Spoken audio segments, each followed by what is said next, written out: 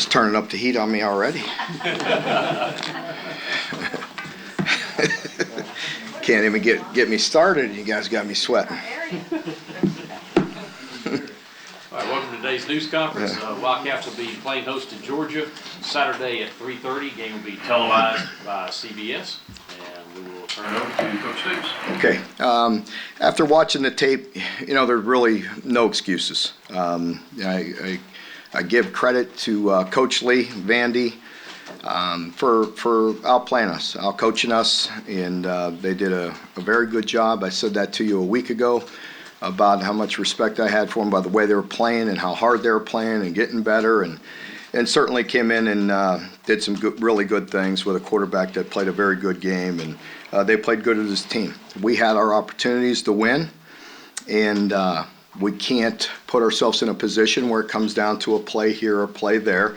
And we had those opportunities. Once again, we've won those games in the past at times, and we've lost some, and that's going to happen if you continue to play very close games, and we didn't make the plays down the stretch to win. So, we need to continue to find ways, as always. I will continue to work extremely hard and evaluate all aspects of the program and constantly learn and try to improve. But, we always accept the responsibility. I'm not going to ever put my head in the sand, but I'm not ever going to have a knee-jerk reaction and overreact to things as well. Constantly learn, shift, adjust, and do the best we can to put ourselves in a position to win games. And again, there's no excuses. We need to get better and coach better and play better, and we will continue to do that and continue to work at it. And so. Once again, I know the questions that are going to come at me. I think you know me and know I'm not going to make any knee-jerk decisions without thinking things through properly. But I also don't put my head in the sand, and also realize if we it's on me. But if we're 2 penalties away from sitting here at 8-2, and we can't have those penalties at the end of the game, but. We eliminate them, we're sitting here at 8-2 and still we all feel like we know we could do better and coach better. So, that's the message. I want to start with that to not deflect from my responsibility on that. But I also want to send my condolences to the Somerset community, Coach Robbie Lucas, 2 of our players, with Jace and Kaya was very close to Coach Lucas and his family. So, what a great man, and my condolences there, and certainly the people from McGoffin County, and I don't know exactly what's going on there, and the students and the players at Virginia.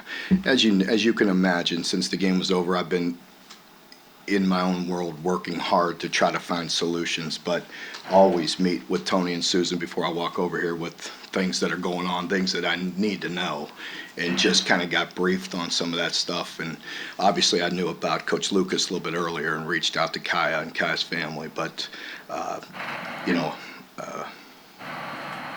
again, I just those are some serious issues, and I want to send my condolences, but obviously own my responsibility and what went on with this team on Saturday. And so, don't ever want you to think I'm trying to deflect, but certainly want to send my condolences there. Mark, one of the things you will have on Saturday, the season started, was leadership on this team. And to me, it looked like there was very little excitement, very little leadership going on. I saw one player trying to generate leadership and couldn't sit there playing. Yeah, I think that's a fair point. I still don't question the leadership on this team. I think there's a big imbalance. I think there's some really young players and players that maybe haven't gone through the trials that maybe some of the older guys have, and the appreciation that we have for all the hard work that we did to put our program in this position. And that's my job as a coach and our job as an organization to teach and try to preach and do that. But as I tell the teams a lot, you learn from scars, you learn from the beats, you learn from mistakes, and some of our older guys have been through that, and I think that's again, not an excuse. It's just something that I have to overcome is educating and putting all of our players and having them understand what it takes on a daily basis to compete in this league and to do the things we have done to this point. Challenges coaching a team where everybody this summer told these guys how good they were going to be versus for most of your tenure it was all you're the underdog. People are picking against you. That was so important to establishing this. I think it's fair because it's human nature and we fight against it as strong as we can, and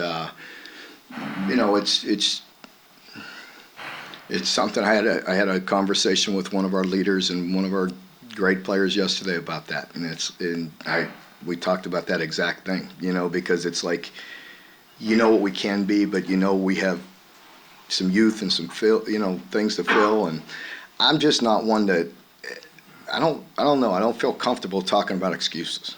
You know what I mean? And doing that. You know what I mean? It is what you just fire at me. Do we have a good team? Yeah. What am I going to say? No. Yeah. I believe in our players. I believe in our team. I still believe in them. And nobody's given up. And we do have a very good team. We have to play better in certain situations. As I mentioned 1,000 times to the team, there's so many plays in a game, you don't know which one's going to determine the outcome of it. And we've let a couple games come down to a couple, mistakes. And we try to, we're not good enough to overcome them, but we didn't overcome them. We still have a lot in us. We still have we've done a lot of good things. We could certainly be better. But that's a fair question. It's a balance that I don't know if anybody has the exact answer to that. Coaches, we all go through it, and we all believe in our team. And again, I said it early. I say it. We go to line up to compete, to practice, to go play, to win every game. I'm not giving up on any. We understand there's real challenges. By the way, I didn't even in my opening statement, talk about and praise Georgia, but I don't think I have to. With what Kirby has done and the job he's done in recruiting and coaching and playing the number one team in the country, and they deserve to be number one. They are awfully impressive in every way, shape, and form, and they deserve to be where they're at, and we have a great challenge ahead of us. Mark, you mentioned just 2 penalties away from 82. But it seems like an overall theme of the season just been general sloppiness, maybe in all 3 phases. It's week 12. Don't disagree. How have you gotten to this point? Yeah, don't disagree. Don't disagree. I really look hard and that I don't get discouraged. I fight and I battle and I look to improve and look for solutions, but that does bother me. Bothers me as the head coach of being undisciplined and having those penalties. We're talking about being sloppy, not executing in critical moments, just the things that we've done to help, win a lot of close games. And that's on me, and I don't feel, you asked me how I felt. I don't feel good about that, and it does truly start with me and making sure that everybody executes in those critical moments. And under extreme pressure, your habits are going to come straight to the surface, and obviously I haven't created enough good habits with this unit, with this team. DeAndre Square tweeted last night that he's working really hard to get back. Could we see him this weekend? Yes, as I mentioned last week, and he's day to day, and I don't say that to throw people off. He's day to day. I hope so. I know DeAndre, and I know him. He'll try to play today. He'll try to be out there today. So.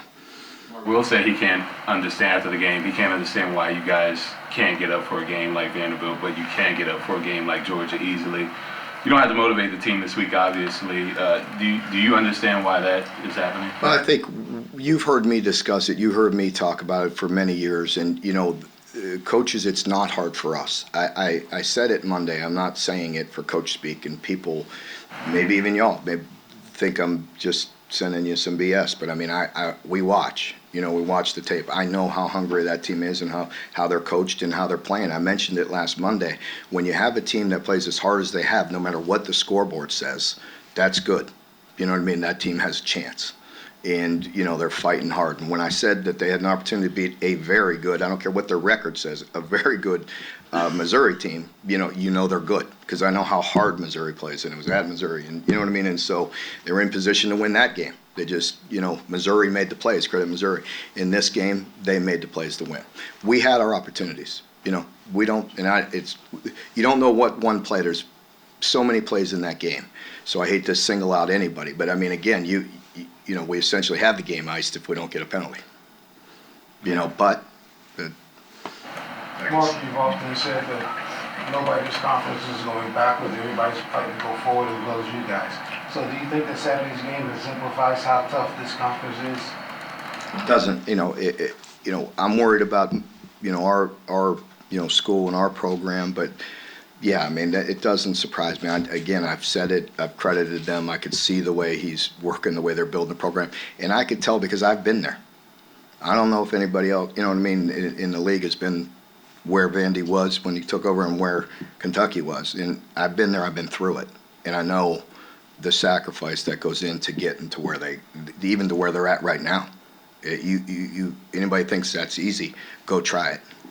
Overall offensive woes have been kind of a, not just theme this year, but throughout your tenure here. Is there any sort of big picture, philosophy, thoughts, instead of shrinking the game, limiting possessions, that sort of Yeah, thing? I think it's a very fair question and very true.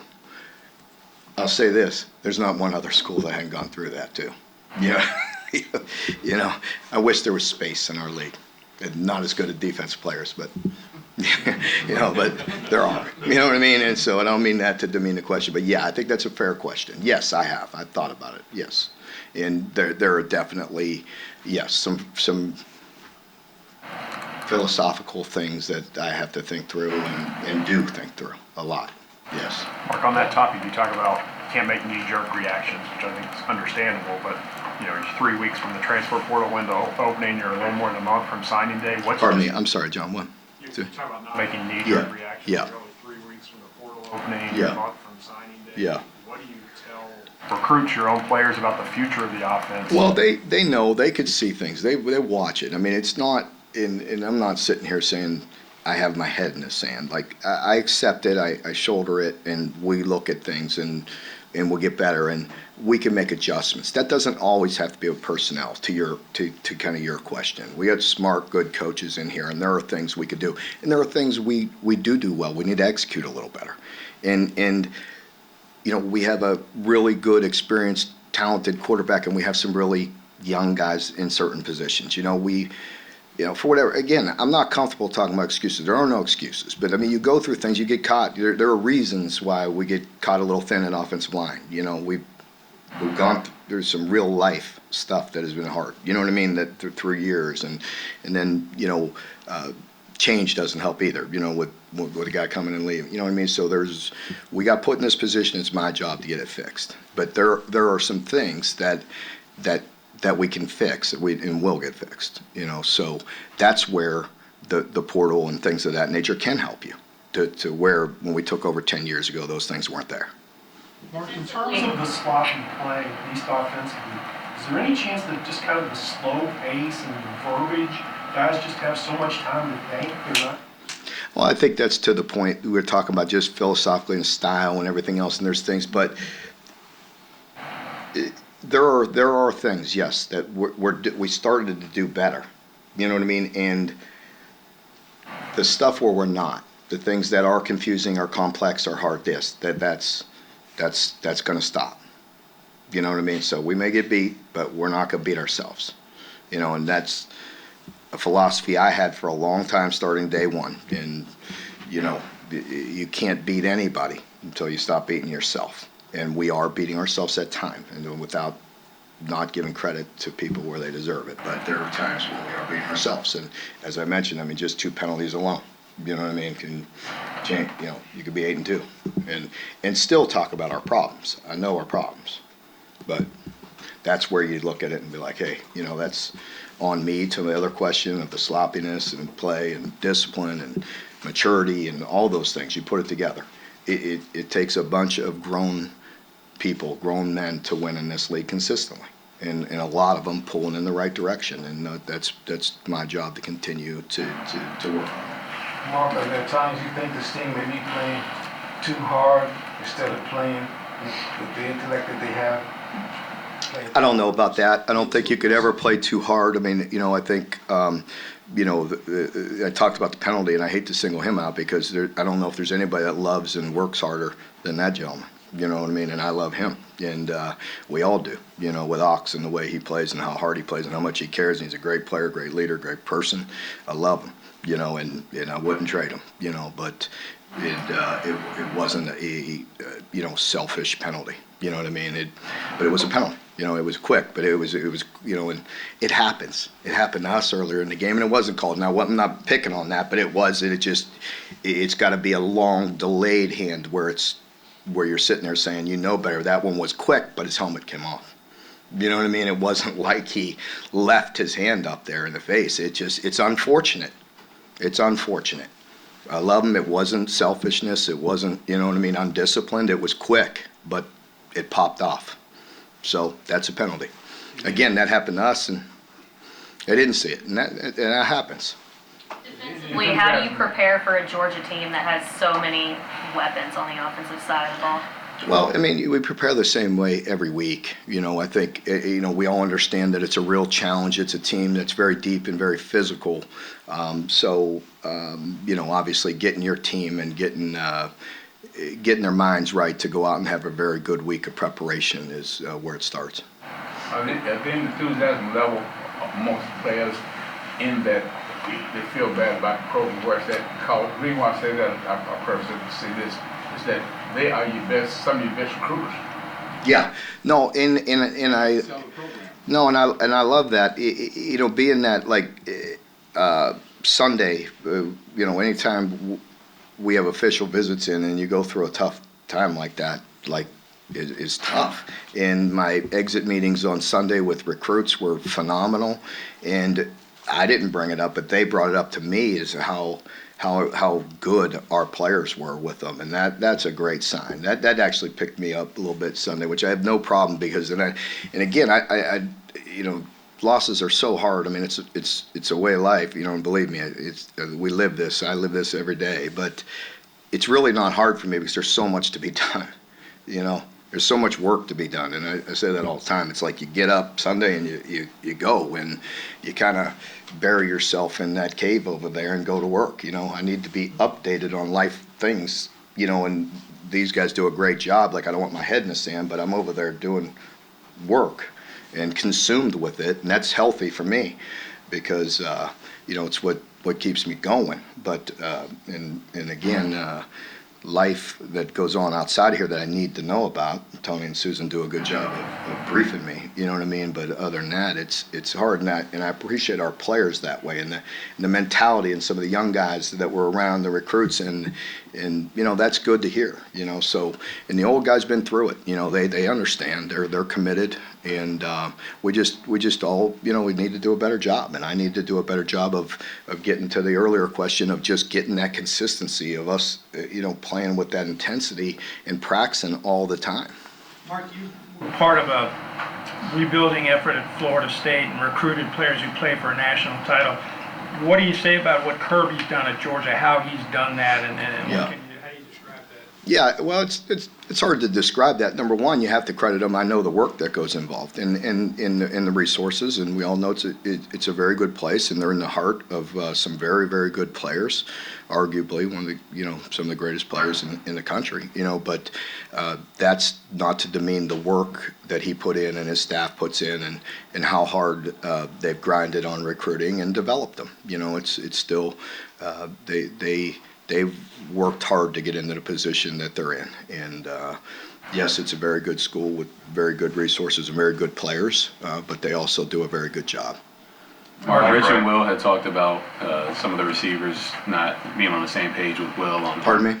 Rich and Will talked about after the game, some of the receivers not being on the same page with Will, whether it be routes or you know, things of that nature. Just how do you feel like that connection needs to develop very quickly? That's definitely true. Just hear me and keep this in context. Those are nuances, not on different pages. So sometimes when people hear the headlines, they're not on the same page. Everybody will overreact to that. They're not coaching them. They're not doing that. You know, experience. I mean, you guys have all listened to Peyton Manning and see the stories and just how hard they work, and Tom Brady, and how even after all those years they constantly grind for all the little things and all the little nuances, and we haven't had the time for that, so yeah, there are some things that's not all on Will, but I'm not throwing those guys under the bus either. Those things just take time, so that's not like there's some big, when I say they're not on the same page, somebody will grab that and say, oh, they're, you know what I mean? They're 10 weeks in and they're not on the same page. I mean, we don't stop growing, learning, and getting better for 20 years if they're blessed enough to be in it that long. Does that make sense? Mike Wright put a lot of stress on your linebackers, just with the RPO kind of stuff. Pardon me? Yeah. Their quarterback. Yeah. How will the tight ends at Georgia put stress on your linebackers? Yeah, different. I mean, different. The quarterback put us in bad position. We had good coverage. He pulled it down and ran a couple times, and try to, mix it up. And they had we were a bit off balance. We still played, solid defensively, not a great effort. You know what I mean? We gave up an explosive run to the quarterback and an explosive run to the running back. And the running back, they crack replaced. They made one guy miss, and that's it. You know what I mean? And took it down to the 1 or 2, and then the QB made a good run with some misdirection different type of stress. But with Georgia, yeah, you're not going to have the quarterback run game, but you're going to have a lot of weapons and a good scheme. Where they continue to be able to push on you. They're one of those teams that are big and strong and will come at you with a bunch of backs that are big and strong and talented, and an offensive line that'll push on you and push on you and push on you, and you watch them, and you may see teams lingering around, and all of a sudden, their depth and their strength take over. So you have to be able to combat that. Mark, do you sense any injuries and the constant draft talk, the results? How has Will kind of held up with all the adversity? Will's fine. I mean, Will, he and I just had a good heart-to-heart and talk yesterday, and I don't. That's not holding him back. He really is a guy that cares deeply about this place, his legacy, and the way he performs for his team, and and that I feel for him too. I need to do a better job for him, and we need to play better for him, and he needs to play better. We're all in this together, So he's not concerned about that. He's concerned about about doing the best he can and leading the best he can, and that's what you want. Mark, do you think for Rich, circumstances you got here right before the start of spring, do you think the transition from the NFL back to college was a little different than what he expected it to be? It was probably quick, but that's, again, there's no excuses. He doesn't want him, I don't want him, that's not, but it was quick. I mean, the guy got here when I was supposed to be in spring ball, and so you really don't have that even off season to piece things together. So it has been quick that way, but he's also adjusting, he's very bright, and a very smart and good coach. And he understands that there's issues going on and things, and constantly looking at it. And we met for hours yesterday, and everybody on the offensive side and myself, and talked through things and looking at things. And but again, we're not, none of us need excuses. But is that a reality? Yeah, I think it's a reality. It's when true. you look at the tape of the offense, what do you see? Well, I see some really good things, and then I see and then I see inconsistency. Then I also see things that we have to adjust quicker than we did. You know what I mean, with some of that. And again, quit getting every headline and I'm throwing darts. You know what I mean? We're all in this together. It's on me. But yeah, there are things we certainly could do better, and there are things where if it's too much, I don't want to say too complex, but you have to invest too much time. You know what I mean? We don't have that. You know what I mean? So we got to build on the things we have banked, the things we have done that we could carry that are good, and the areas where we're not targeting things right and they're too complex, we got to toss out. And so our players still play hard. Chris runs hard. Will is a very good player. Our youthful receivers are very talented. And there's still some really good things, but there's things where we all understand. You know what I mean? We understand where we're, that there's some areas that are unacceptable. When we're driving the football and you get the ball in the red zone and you have 3 opportunities to get 6 points, that it's not good. And that those are things that Yeah, we're driving it, we're moving it, but we got to get it in. And, some of that is a limitation on, Will. Again, no excuses, but it's like Will being banged up and not having the quarterback run game and not being 100%, doesn't help, when you're in the red zone in particular. Mark, do you appreciate this game against Georgia being a home game? And does it give you some sort of advantage in terms of prepping? Because now you don't have to actually plan to go on the road and that kind of thing. It helps in that way. I mean, anytime instead of going to their stadium when there's 100,000, going nuts, the crowd noise, it'll help my head on practice, this week, not having to hear that noise all week in practice, I guess. But to our players, it's still a real challenge, and our approach really isn't any different other than that, handling the communication with the noise. So. Obviously, Mark, you've already praised Kirby and noted they're in the middle of a fertile recruiting ground, but given the fact they lost 5 first-round picks on defense, is it at all slightly surprising that they have had any drop-off? No, that doesn't surprise me. I mean that as a compliment. No, it doesn't surprise me. You just reload, when we get to that, yeah. Mark, some of your false scrimmages, the defense dominated. Was that in the red flag about your offense, where it was? Where are you getting your info, Lonnie? You sneaking in there? Huh? You old dog, you getting in there? Yeah, I can't think back to the scrimmages. I think, like most scrimmages, were a little give and take both ways. Defense should have been further ahead just with the continuity we've had and things of that nature. But, there's certainly moments. We're not good enough, and you saw that Saturday, we're just not good enough to dominate and win one-sided. We have to play good as a team, bless you. To win, you have to be good as a team. And we have to play good in all of our areas. Georgia's replaced a lot of their defensive starters, obviously, but can you take anything away from that game last year? You guys were one of the few teams to be able to score on them multiple times.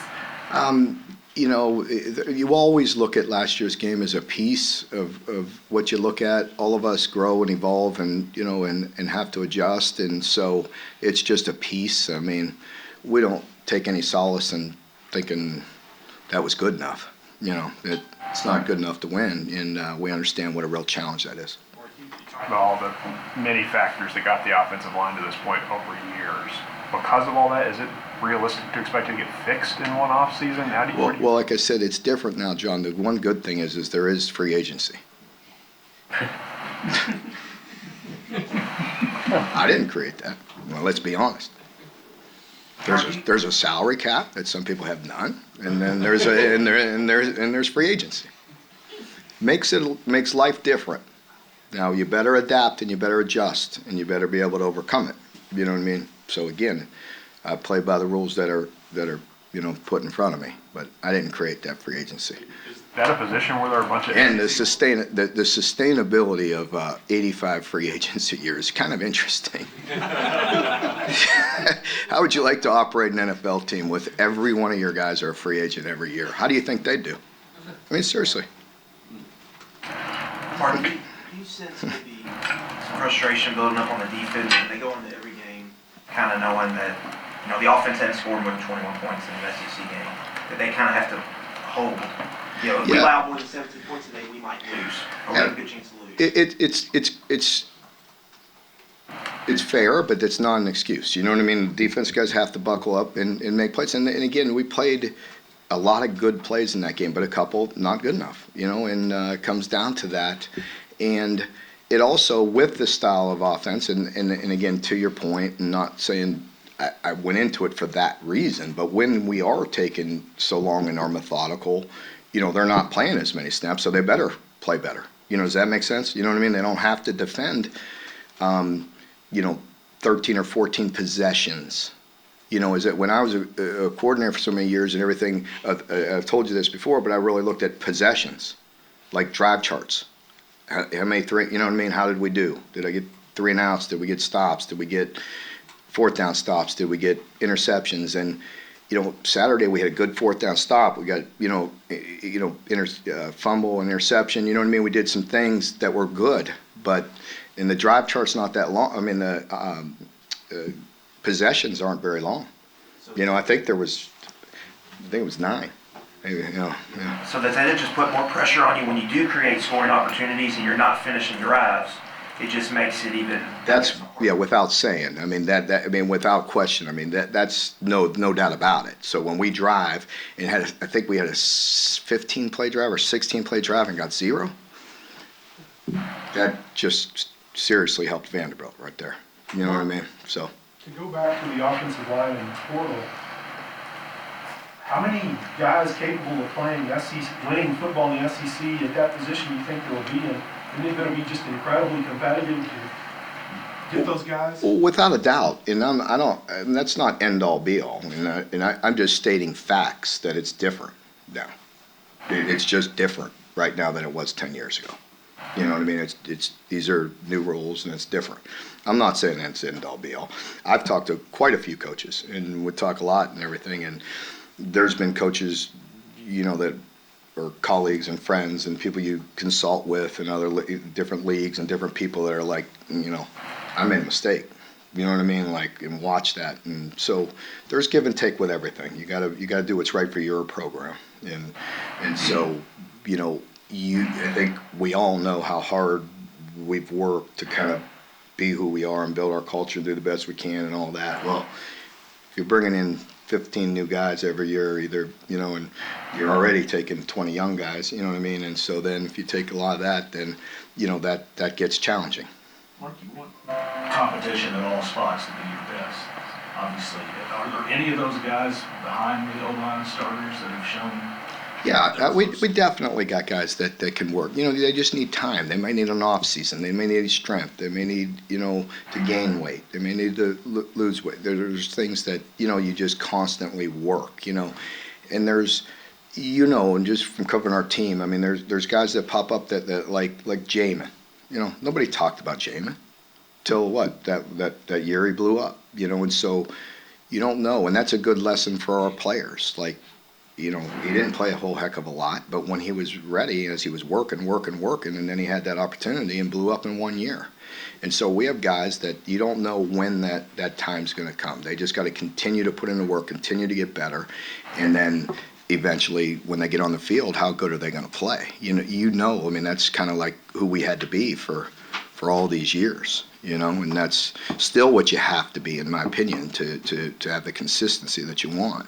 You have to worry about the portal in reverse too on that? Yeah. You guys be patient. Of course. Oh yeah. It's a reality. We've been here and, we've been blessed. I mean, again, I think it's a credit to the players, the staff and everything. Like, we've been blessed with guys that have left that we brought, which, I'd probably say 100% of it was almost mutual. You know what I mean? Like, and now, that'll change, but that's everybody. That's a reality. That's the new world. That's not a knock. That's okay.